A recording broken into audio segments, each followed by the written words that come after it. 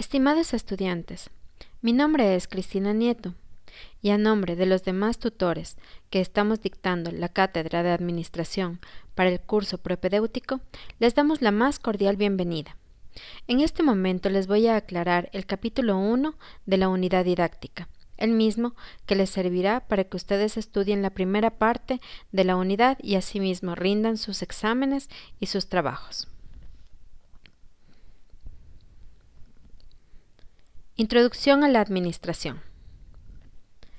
El estudio histórico de la evolución administrativa nos muestra los enfoques que tuvo esta ciencia en Egipto, China, Grecia y Roma, y la influencia que tuvieron ciertos procedimientos utilizados en estos lugares sobre algunas prácticas actuales en el campo, entre ellas de la organización funcional de los poderes del Estado, que hasta el momento nosotros la seguimos utilizando. Desde las civilizaciones antiguas, las sociedades humanas han debido suministrar los recursos con los cuales hacían y hacen frente a las constantes necesidades. Inicialmente, el grupo que controlaba el poder en la comunidad era el mismo que determinaba cuál era la mejor forma de satisfacer los requerimientos comunales. A esto se le puede llamar una administración inicialmente o rudimentaria. El surgimiento de la administración como institución esencial, distinta y rectora es el acontecimiento de la primera importancia de la historia social. La administración es el órgano social encargado de hacer que los recursos sean productivos. Esto es, con la responsabilidad de organizar el desarrollo económico que refleja el espíritu esencial de la era moderna. Las personas han hecho planes y perseguido metas por medio de las organizaciones y han logrado todo tipo de hazañas desde hace miles de años. Sin embargo, la teoría de la administración se suele considerar un fenómeno relativamente reciente que surge con la industrialización de Europa y Estados Unidos en el siglo XX. Como podemos ver, la revolución industrial es la que marcó definitivamente la teoría de la administración propiamente dicha como la conocemos hasta este momento. La revolución industrial fue la era de la luz entre lo que antes se conocía como rudimentario y las máquinas, consideradas la fuente principal de poder y de expansión, tanto social como económica. Las características de la administración. La administración tiene diversas características que la hacen especial, dentro de las cuales vamos a analizar las siguientes. Universalidad. Se dice que existe en cualquier grupo social y es susceptible de aplicarse, lo mismo en una empresa industrial, en el ejército, en un hospital, en una universidad o en cualquier entidad jurídica debidamente compuesta. Por eso la administración es universal. Especificidad.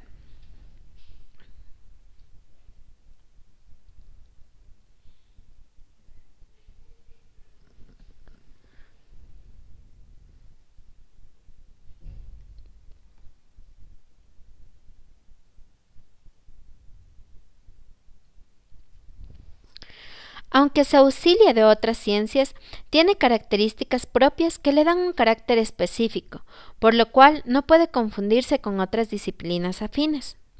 Se dice también que es unidad temporal o que tiene unidad temporal, porque aunque se distingan etapas, fases y elementos del proceso administrativo, este es único y por lo mismo en todo momento de la vida de una empresa se están generando. Unidad temporal.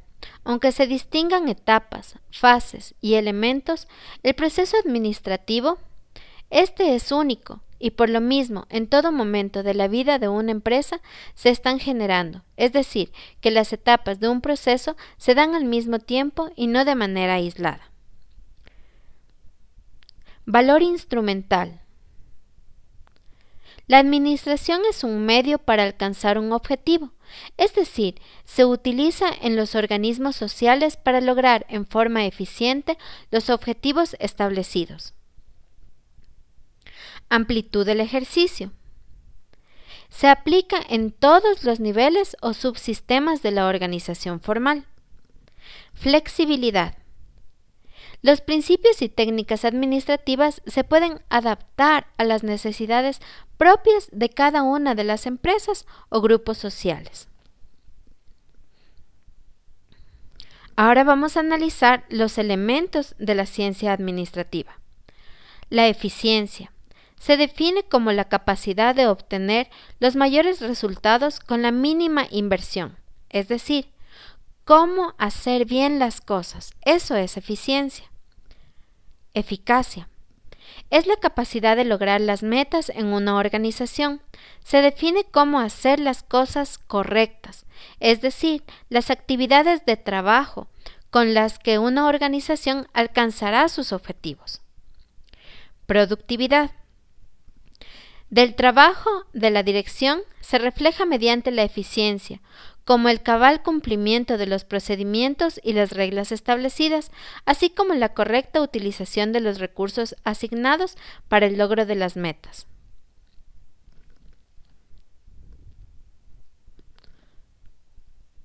Coordinación de recursos. Para Hidalberto Chavenato, la coordinación de recursos es la acción de poner a trabajar en conjunto los diferentes elementos en pos de obtener un resultado específico para una acción conjunta. Ahora vamos a analizar en el ámbito ecuatoriano cómo o cuáles han sido los saltos más importantes que se ha dado en la administración. Y vamos a comenzar con los diferentes periodos presidenciales que ha existido y en los que más se ha caracterizado o se ha dado un fuerte impulso a la parte administrativa. Entonces vamos a comenzar con el periodo presidencial de Juan José Flores, 1830-1834, en donde se ocupa de la política, la seguridad territorial y la recaudación tributaria. Ahí empieza lo que es propiamente dicho, la seguridad territorial y la recaudación tributaria. Luego analizamos un poquito más tarde el gobierno de Gabriel García Moreno, desde 1860 hasta 1875, porque tuvo varios periodos.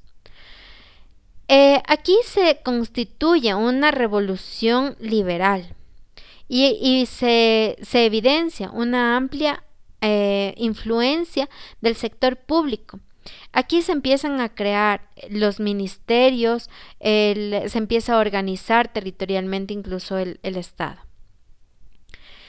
Con Gonzalo Córdoba, en 1924-1925, se crea la primera caja de pensiones para la protección social de los empleados, lo que ahora conocemos como el IES.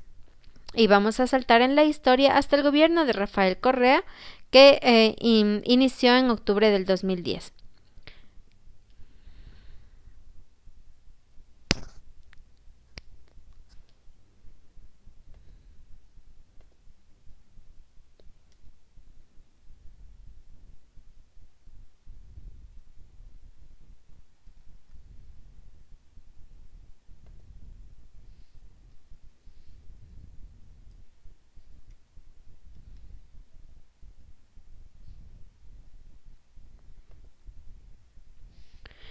En este momento vamos a analizar cómo ha evolucionado la administración en el ámbito ecuatoriano.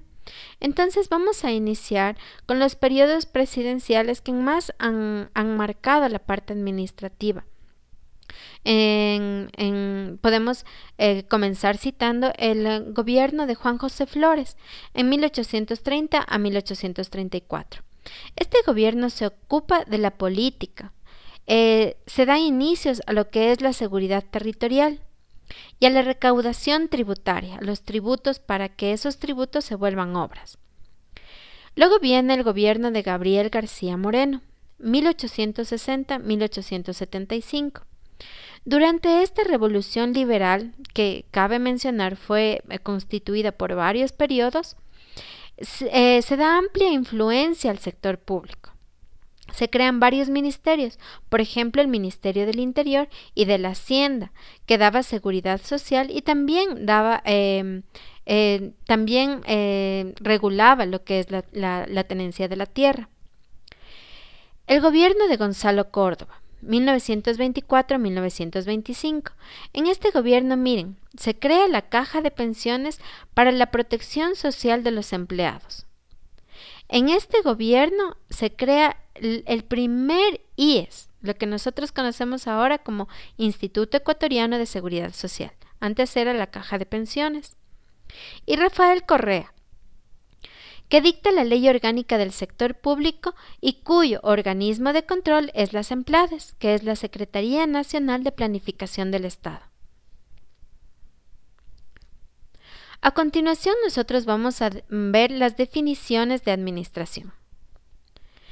Vamos a verificar la teoría clásica, cuyo autor o cuyo principal autor sería Henry Fayol.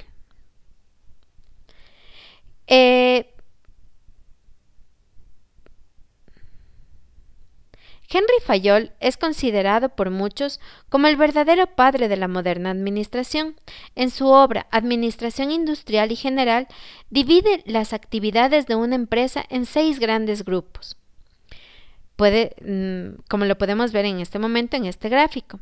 Están las actividades técnicas, están las actividades comerciales, las actividades financieras, las actividades de seguridad, las actividades contables y las actividades administrativas o de dirección, en donde se encuentra también la previsión, la organización, el mando, la coordinación y el control. Según Bilburg Jiménez Castro, define la administración como una ciencia social compuesta de principios,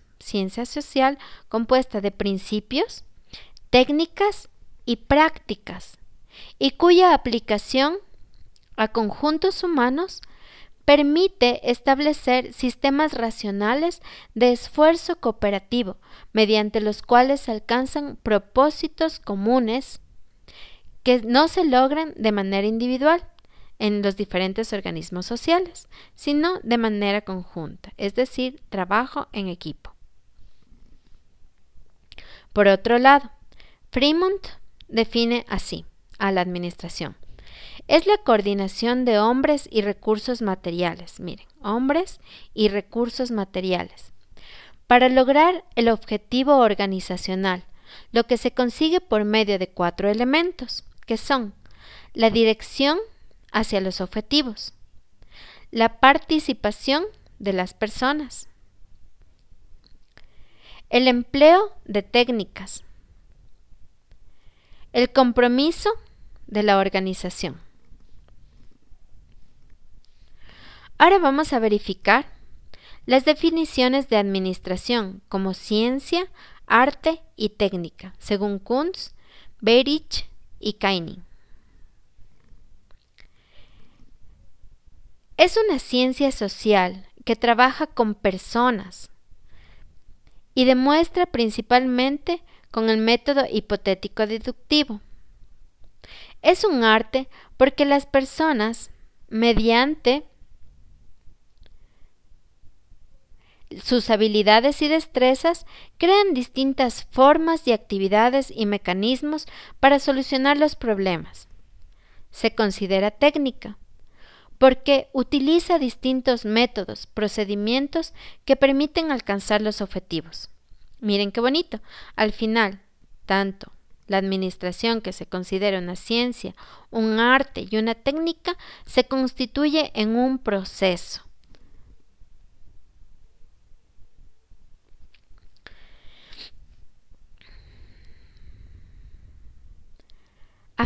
Para planificar, se constituye en un proceso en el que se planifica, se organiza, se dirige y se controla los recursos a fin de alcanzar los objetivos de la organización.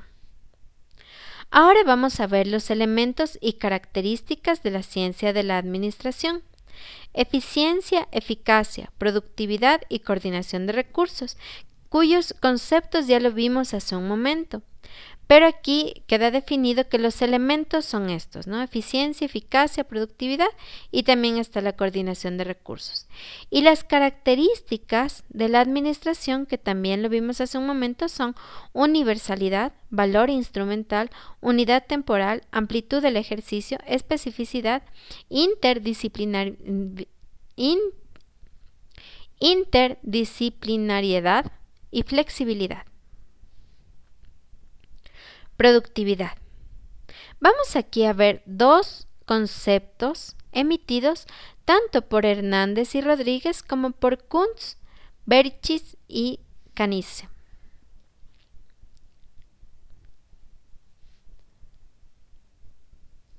Hernández y Rodríguez definen que la productividad como la relación entre lo producido y lo consumido.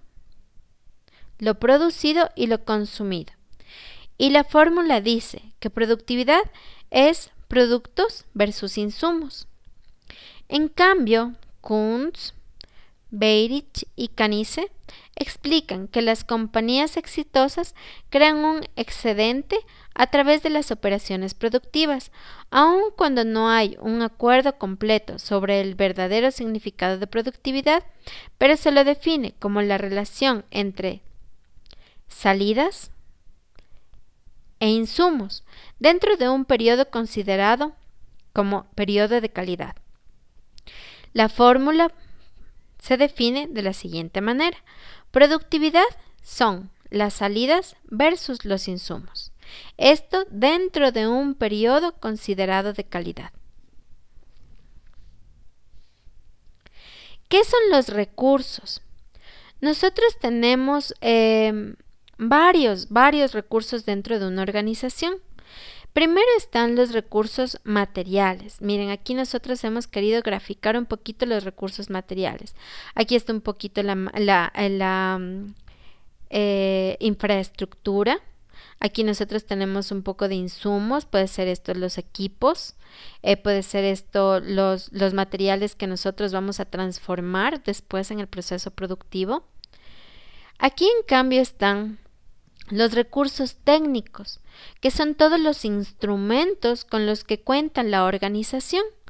Llámese recurso técnico a todos aquellos manuales o documentos en donde se encuentran incluso la misión, la visión de la organización, los objetivos, políticas, puede ser, como les decía, los manuales de procesos, de procedimientos, pueden ser los manuales de puestos en donde se explica cada uno de los puestos que tiene la organización. Puede ser un estatuto orgánico por procesos en donde se define la estructura de la organización y las actividades que tiene que hacer cada departamento dentro de esta organización. Entonces, aquí están divididos los instrumentos técnicos o los recursos técnicos con los instrumentos, ¿no es cierto? Pero también dentro de los recursos técnicos está nuestra tecnología. Todo lo que la empresa tiene para producir en lo referente a hardware y software. Aquí están todas nuestras computadoras, todos nuestros programas, todo lo que nosotros utilizamos para brindar a la comunidad o vender nuestros productos o servicios. Eso también está constituido como recurso técnico.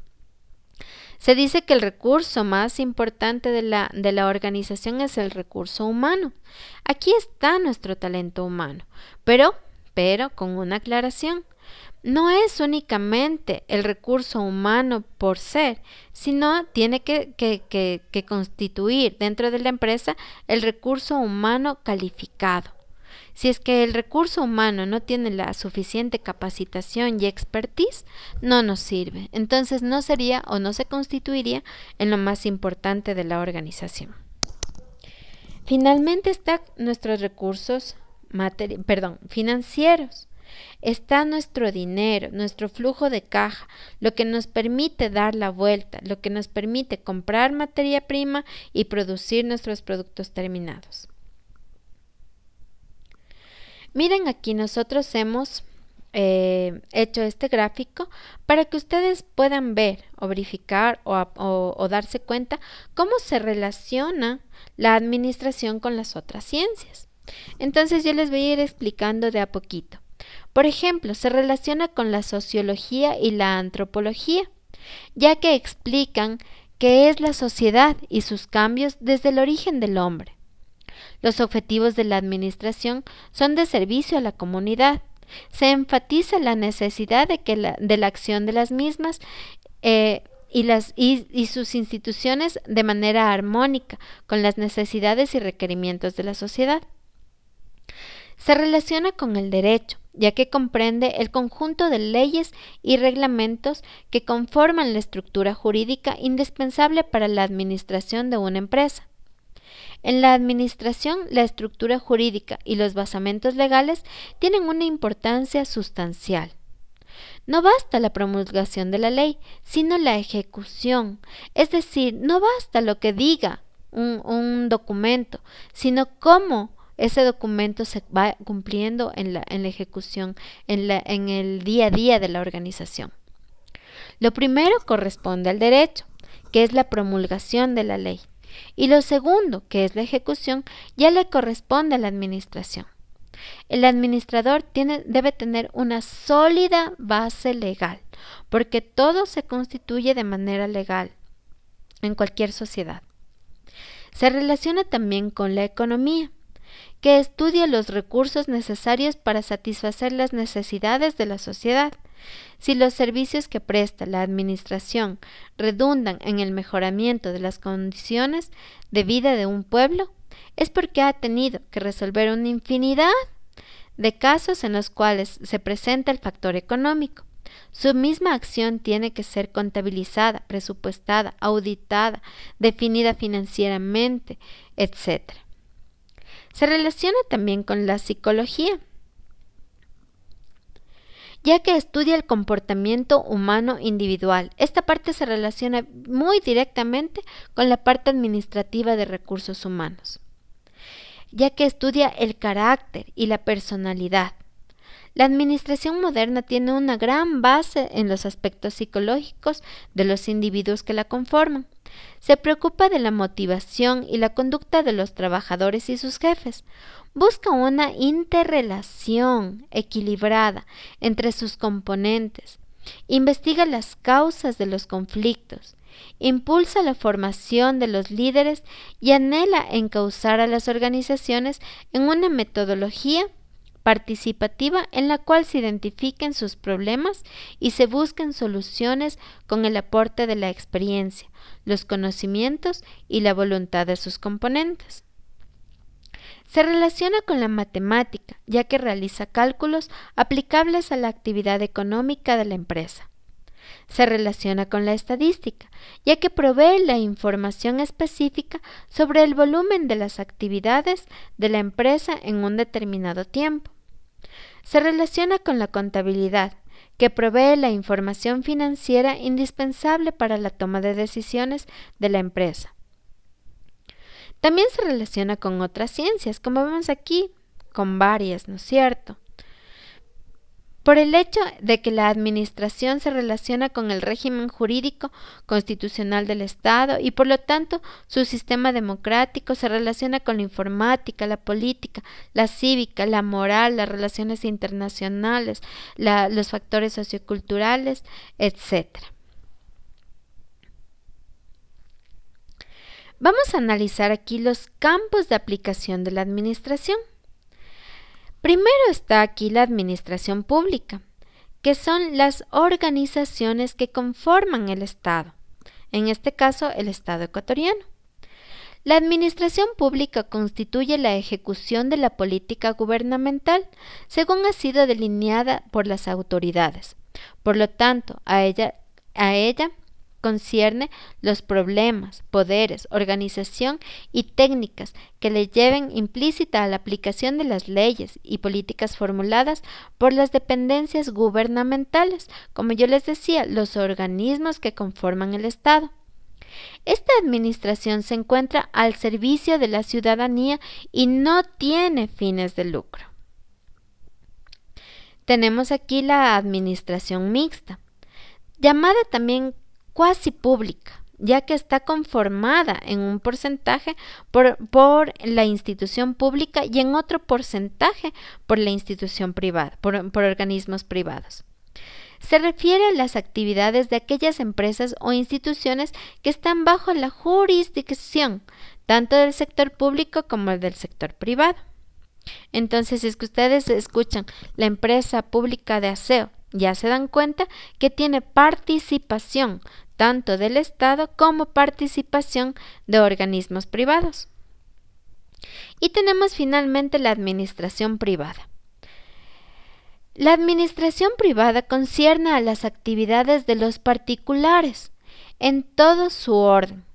La organización privada sirve para satisfacer los intereses de un individuo o un grupo social, procurando obtener utilidades. ¿Se acuerdan que la administración pública pretendía servir y era sin fines de lucro? Pues la actividad o las empresas privadas o la administración privada sí tiene fines de lucro y no busca servir sin tener réditos. Entonces esa es la diferencia más grande que existe entre las dos. Vamos a analizar las habilidades del administrador. Los administradores establecen los objetivos empresariales y luego dirigen el trabajo a las actividades de sus colaboradores, de quienes dependen para el logro de los objetivos preestablecidos. Los administradores consiguen y designan los recursos humanos y materiales, sin los cuales no existirían las empresas.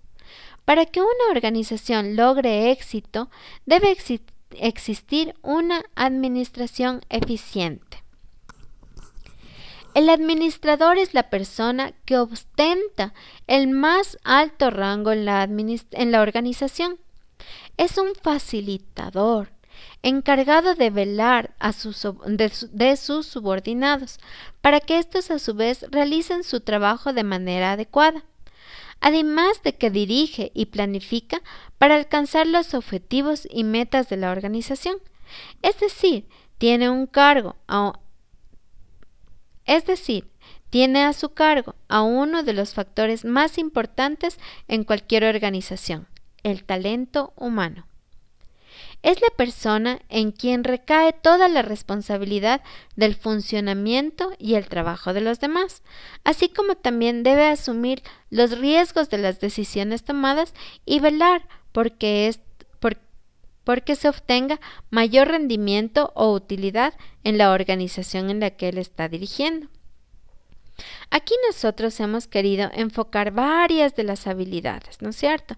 Entonces, miren, dice, reconoce el cambio, ¿no es cierto? Es muy importante advertir los cambios del entorno para acoplarse a los mismos. Logra los objetivos. Obviamente, el administrador debe propender a siempre obtener los objetivos preestablecidos.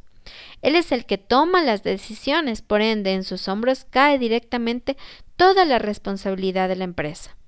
También tiene que ser un líder, ¿no es cierto? Un motivador. Tiene que estar constantemente motivando a su gente. Debe realizar un uso efectivo de la autoridad, es decir, no existir un abuso de poder, sino una autoridad eficiente. Debe promover la participación de su gente, es decir, que todos trabajen de igual manera. Debe saber seleccionar al personal. Debe aprender cómo se selecciona adecuadamente el personal.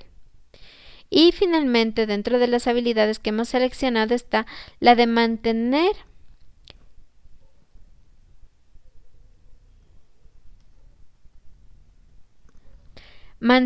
un adecuado sistema de información.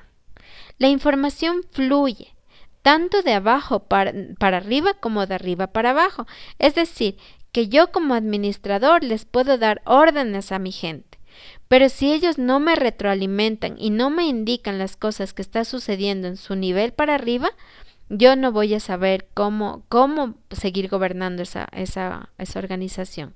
Entonces, por eso se debe mantener un adecuado sistema de información. La organización de reuniones de alto rendimiento.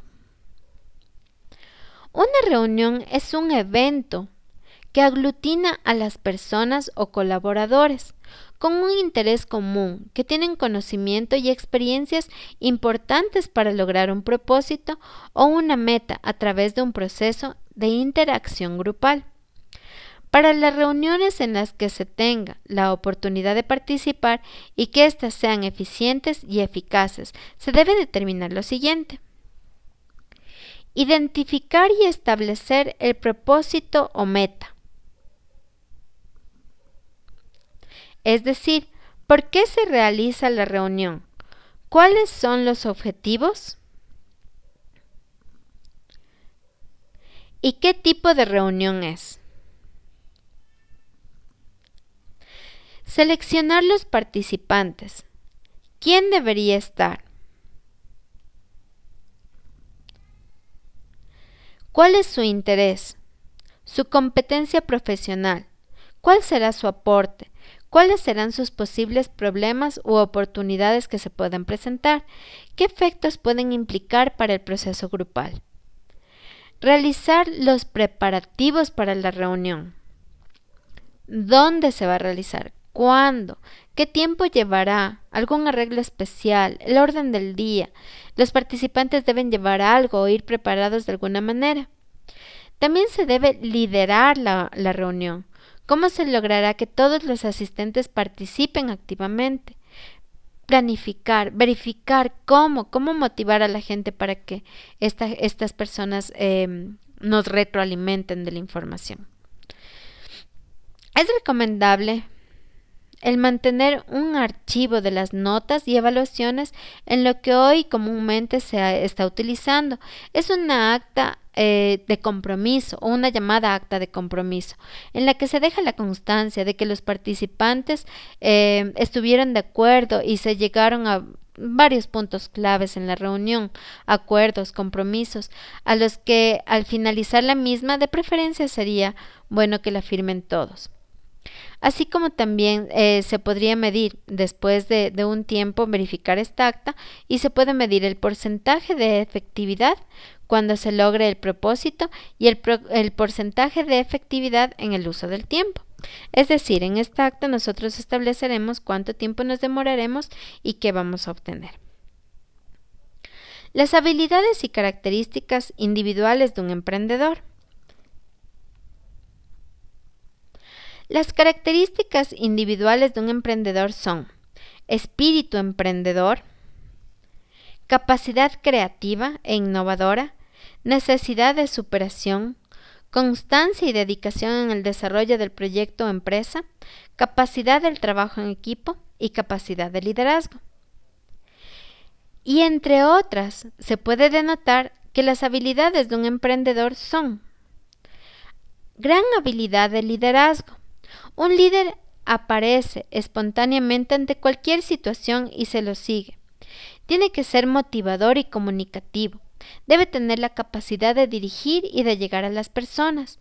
Debe ser capaz de influir en las personas y asimismo saber dar paso a otro líder cuando este tema sea más fuerte o se le salga de las manos o no sea de su campo de acción. Debe ser emprendedor. Es la persona que observa lo que los demás no pueden ver y a la vez es capaz de poner en práctica sus ideas. Tiene que ser creativo y ser capaz de desarrollar nuevas ideas. El primer emprendedor puede llamarse a Henry Fayol, quien planteó los 14 principios administrativos. Debe saber delegar. Es asignar las actividades secundarias a otras personas y si no se aprende a delegar, nunca se podrá prosperar. Nunca hay que delegar el éxito de la empresa. Se debe saber delegar a una persona una actividad, mas no el éxito de una organización. Habilidad conceptual. El administrador debe ser capaz de pensar en la organización como un conjunto de partes interrelacionadas. Consiste en que tenga la habilidad de hacer obedecer. Debe pensar en que la organización es un todo.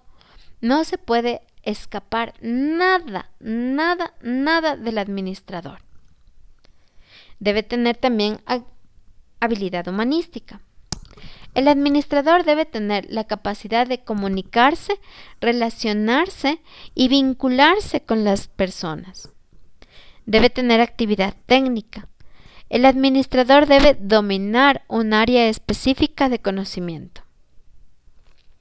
El administrador profesional es una persona que tiene cierto nivel de estudios en áreas de administración afines, aunque esto puede depender de muchos casos, de la razón de ser de las organizaciones. Sin embargo, poseer conocimientos básicos de administración puede ayudar mucho. Para los administradores, el poder liderar viene de la posición de ocupar una empresa, mientras que para los líderes vienen de sus atributos personales. Se dice que los líderes nacen o se hacen. Muchos nacen con ese instinto de liderazgo. Solo con el pasar del tiempo, en algunos se desarrolla y se puede visualizar, mientras que en otros, por las diferentes circunstancias del medio que los rodea, no es notable un liderazgo. Podemos ver en el gráfico siguiente cómo se diferencian los niveles dentro de una organización. Esta es la alta gerencia. Nosotros hemos querido ejemplificar una universidad. La alta gerencia, el alto gerente, el gerente el principal, es nuestro rector. Él tiene la habilidad conceptual, es decir, que él genera las ideas y las transmite a los demás mandos. Tenemos la gerencia media. En esta gerencia nosotros hemos querido ejemplificar con el jefe de recursos humanos, quien es el que traduce las ideas del rector, una de las personas, uno de los gerentes que traducen las ideas específicas de talento humano que tenga nuestro rector y las ejecuta. Él tiene habilidad humanística. Luego él transmite esas políticas, que fueron las ideas principalmente generadas por nuestro rector, y le transmite la gerencia operativa o de primera línea, que vendría siendo un decano de una de nuestras facultades. Mismo que tiene la habilidad técnica, que quiere decir que sabe hacer, sabe ejecutar. Tiene los conocimientos suficientes para ejecutar lo que el rector quería hacer con las políticas que nos dio el jefe de recursos humanos. Vamos a ver ahorita un poquito en la diferencia entre administrador profesional y líder. El administrador profesional es una persona que tiene cierto nivel de estudios en áreas de administración afines, aunque esto puede depender en muchos de los casos. Por ejemplo, puede depender de la razón de ser de la organización. Sin embargo, posee conocimientos básicos de administración. Para los administradores, el poder liderar viene de una posición que ocupa la empresa, mientras que para los líderes viene de atributos personales. O sea, el líder se hace, el líder mueve masas. No es una posición netamente dicha. Puede ser un conserje y puede ser constituido como líder porque él es el que mueve masas dentro de una organización. Se dice que los líderes nacen, no se hacen. Muchos nacen con ese instinto del liderazgo, solo que con el pasar del tiempo en algunos se desarrolla y puede visualizarse, mientras que en otros no. El administrador administra, dirige, acepta. Se enfoca en un sistema, hace las cosas bien, amparado en las normas internas y externas de la organización, mientras que el líder innova, es original, desarrolla, investiga. El administrador tiene una perspectiva a corto plazo, pregunta cómo y cuándo, va despacito, cautamente, mientras que el líder tiene una visión amplia, a largo plazo, pregunta qué y por qué. El administrador se enmarca en cualidades frías y autoritarias, descritas como seres racionales e insensibles, y los líderes percibidos como más espirituales, soñadores, innovadores y visionarios. Vamos a ver los estilos del liderazgo. Existen 3 estilos definidos de liderazgo. Está uno, el líder bonito, está el líder malito y está el líder el equilibrio, ¿no es cierto? El yin y el yang a la vez. Entonces aquí vamos a analizar primero al líder democrático, que es el que favorece las discusiones del grupo y orienta las decisiones. Bosqueja los pasos necesarios para alcanzar los objetivos y pone a discusión. No asigna tareas y en caso de que surjan, trata de obtener un consenso grupal, una democracia total. El líder autoritario es el líder directivo, asigna tareas, diseña por anticipación el plan a desarrollar, pero dicta sus pasos uno a la vez. No explica las razones que le motivan su decisión, otorga recompensas y castigos. Da órdenes y directivas. Es el bravísimo. Ese es el líder autoritario. El líder laissez-faire o concesivo liberal. Ese es el que le decía es bonito en cambio. El líder desempeña un rol pasivo. No asume activamente su papel. No participa ni se compromete. Solo se presenta para que el grupo pueda recurrir a él en caso de ser necesario, o para orientar al grupo hacia una tarea en caso de que ésta haya sido abandonada. Pero a él no le hacen mucho caso. A él es, tal vez puedes ayudarme con esto. Entonces a él no le siguen las masas, ¿no es cierto? En cambio, al líder democrático, que es el equilibrio, que es el yin y el yang, a él sí. Entonces, este es el bravísimo, este es el buenísimo y este es el equilibrio, ¿no es cierto? Entonces, ustedes definirán cuál es el mejor liderazgo. Estilo de liderazgo. Existen 2 aspectos tradicionales. Es el comportamiento instrumental, que está constituido por la organización, define la función, define actividades y define dónde y cómo realizar estas actividades.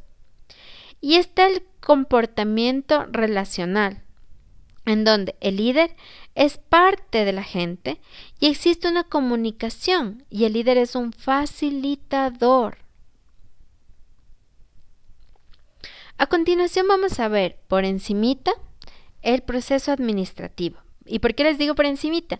Porque ya vamos a ver en la unidad 3 y en la unidad 4, en el segundo semestre, más a profundidad el proceso administrativo. ¿Ya? Entonces en este momento solamente les voy a dar así a bolito de pájaro nomás lo que son cada uno de los elementos.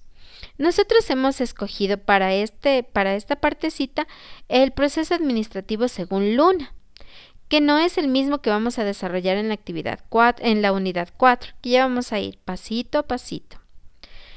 Planificación o planeación. Aquí nosotros definimos los parámetros de lo que queremos hacer.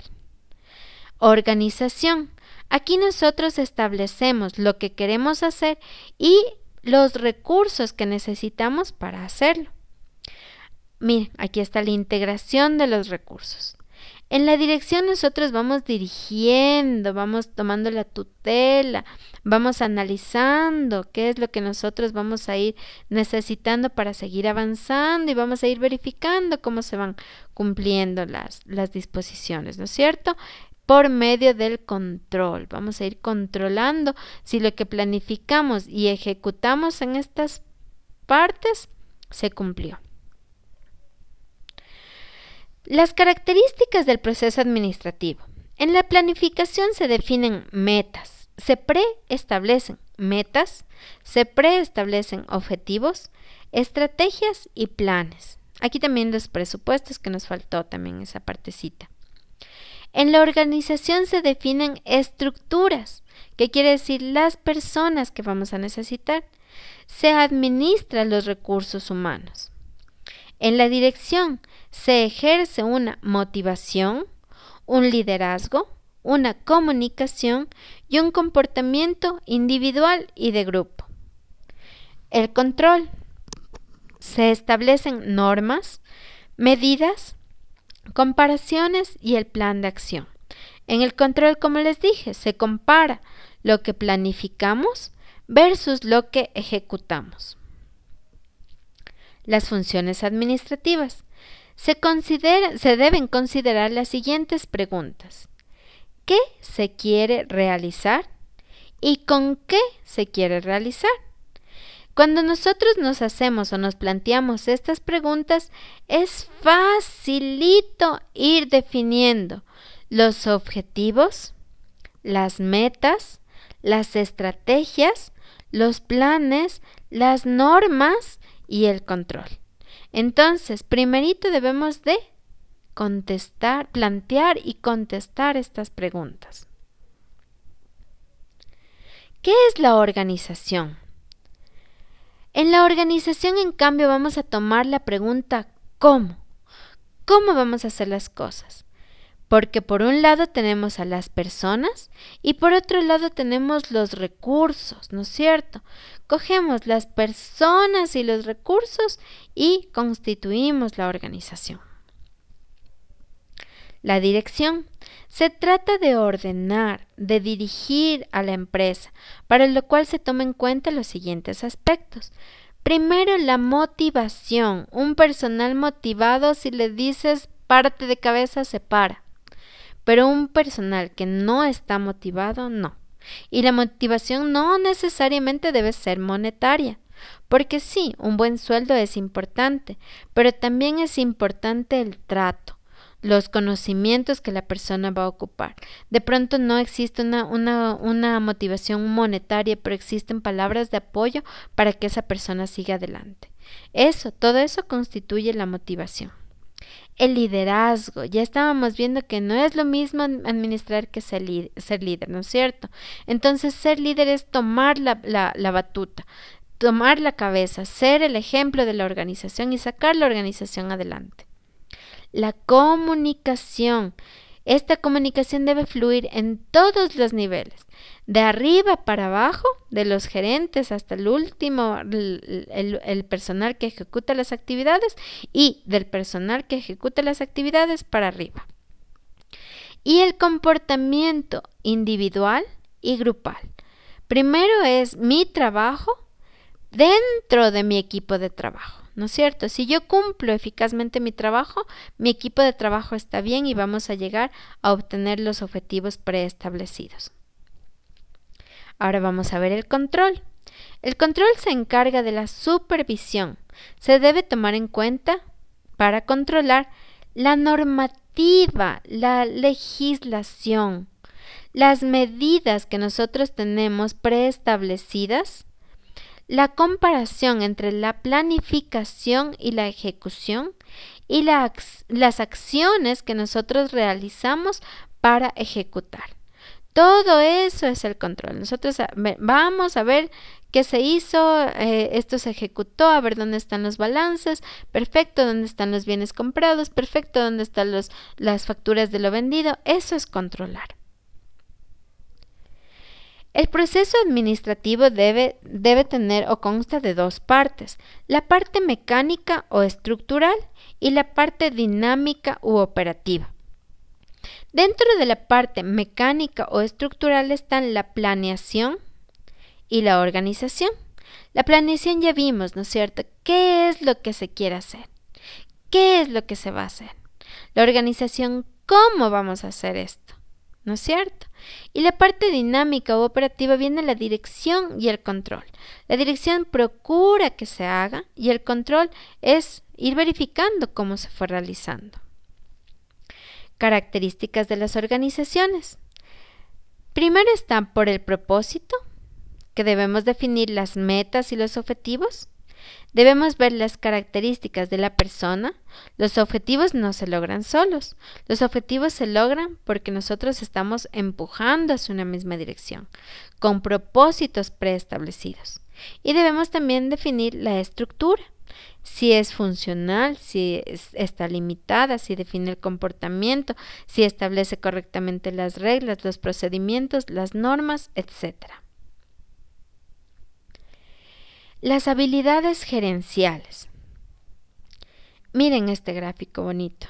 Hemos puesto aquí las técnicas que ya ustedes ya vimos anteriormente. Son los modos de hacer las cosas. La parte conceptual, que es el conocimiento, es el saber hacer. Y la parte humana, que es el recurso humano, ¿no es cierto? Aquí viene la interacción con las personas externamente, que son nuestros clientes, proveedores, aliados y colaboradores. Está el conocimiento o la experiencia, las técnicas, las herramientas. Está la formulación de las ideas, la comprensión de las relaciones abstractas, la creatividad para la resolución de problemas. Finalmente hemos definido o hemos creído pertinente indicarles los principios de Fayol dentro de la dirección científica para que ustedes lo puedan relacionar un poquito con el proceso administrativo que ya vimos anteriormente. Entonces, ¿qué dice Fayol? Miren, tiene 4 principios que son la planeación, preparación, control y ejecución, que son más o menos lo que nosotros estábamos viendo en el proceso administrativo. La planeación, según Fayol, dice que es tener un plan o métodos de trabajo para que la empresa no haga nada empírico. La preparación es seleccionar los mejores trabajadores y aquí también serían los materiales. El control, cómo controlar el trabajo de la empresa para que sea más productivo. Y la ejecución, que es asignar y delegar funciones. Con esto, chicos, muchas gracias. Ha terminado el estudio del primer capítulo de nuestra unidad didáctica. Vamos nosotros a colgar un segundo video, entonces estén por favor un segundo, tercer y cuarto video. Entonces, por favor, estén muy pendientes que este es un muy buen material de apoyo para sus estudios. Éxitos en todos sus estudios, éxitos como están iniciando esta carrera, por favor chicos, concluyan la carrera, no se den por vencidos, es muy difícil, estudiar a distancia es un reto sumamente difícil, pero ustedes por donde meten la cabecita la tienen que sacar. Entonces, éxitos chicos y con toda la motivación que han iniciado, asimismo quiero verles terminar la carrera.